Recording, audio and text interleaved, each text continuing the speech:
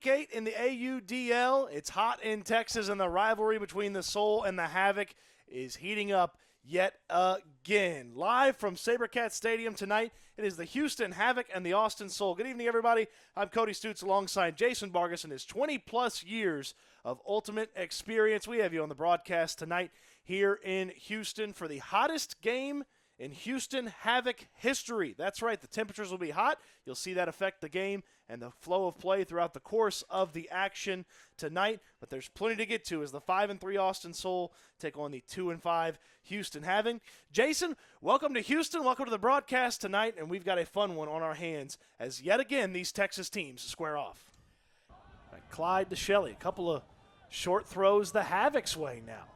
And then the long one. Let's see if Clyde can link up with Salazar. He can't. It goes right back Austin's way, and that was Switek, the offensive juggernaut that intercepted. And that looks to be what happened. Clyde got to get rid of it. Clyde throws it right to Jackson Potts, and Potts is going to find Armour in the end zone on the diving catch, and the Soul take a 3-0 lead. Wow, nice bid. John Clyde was running out of time there. The 7-second countdown was getting to. They're pros. All right, Ugetta's going to make something happen here from the backside. So send it up to Grove. See what the big fella Max Grove can come up with. He's going to send it deep. Fusat is all alone in the end zone. Comes down with it for the score. The Havoc are on the board. I can't find. Well, they didn't find Ugetta as that bounced off his knee. The Soul came up with it. Armour is going to send it in for the score. Another turnover into a score. He sends it to Switek. Let's see if Switek can add to his offensive season. He's going to send it back to Hinkie, who has the wind work against him, and the Havoc are going to block this one, knock it down. Teammates. And a big send from Cotter. He was the author of that pull that we thought was so good. He sends it up the field to Smith. Let's see what Smith can do with it. Is he going to have a Havoc player there for him? To Ugetta. Get something going here as you're so close in the red zone. Over to Grove. He comes down with it in the end zone for the Havoc score. And we have just a 2-point margin here. There's Radak again. Oh, that one did not come up with Wiley, and the Havoc are going to take over. Great, good defense. And Shelley's going to send it all the way down the field. A sliding catch by Bernie Land. Land back to Big Ben Lewis. Let's see what Lewis does with the disc. He finds John Clyde for the score, and the Havoc score yet again. Going back to that play with Ugetta in the end zone, that was the right throw. It just sailed a little bit with the wind. Unlucky for the Havoc. Here's the Soul looking to score, though. Hinkie sends it into the end zone, and there's the athleticism that we talked about. Throw and nice diving save from Jake Radak. And Radak's going to send it. It's going to hang up in the air long enough for his teammate Noah Chambers to come down with it, and the Soul come right out of halftime, march right down the field, and find themselves right on the scoreboard. They're announcing their presence.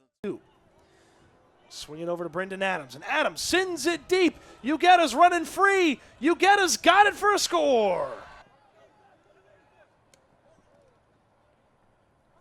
A big send here from Hinkie. The defense from the Havoc is there, though, and it's going to go back the other way. John Clyde with the interception of the disc. Here to get out of the shadow of their own end zone. Ooh, a really nice flick that stood up in the air. And then this one, a long-range toss that's going to come down for a score for the Soul defense team. It was an interesting choice to throw by the Havoc. A high-release forehand. We don't see that quite as often as going under the mark. Some good contact there. Oliver Fay comes down with it, sends it into the end zone just a step before, and the Soul do not quite have a score until they do right there. With John Clyde and Eric Carter both coming down with the disc, and the Soul are going to maintain possession. They're going to send it into the end zone. John Shelley is going to play defense, but he's not going to play defense well enough as the Soul come down with another score. And after a third quarter, Shelley thought about something towards the end zone, thought about it again. Back into the middle to John Clyde. Clyde sends it into the end zone. Let's see if it's going to hang up long enough for Salazar to come down with it. He does. This game and they're going to turn it over immediately. John Clyde throws it to nobody. Michael Mathis picks it up, sends it high, skies it into the air, and his teammate on the Austin Soul comes down with it for a Soul score. Two Havoc players in the same spot. It came down in Zach Cotter's hands, even though it wasn't intended for him.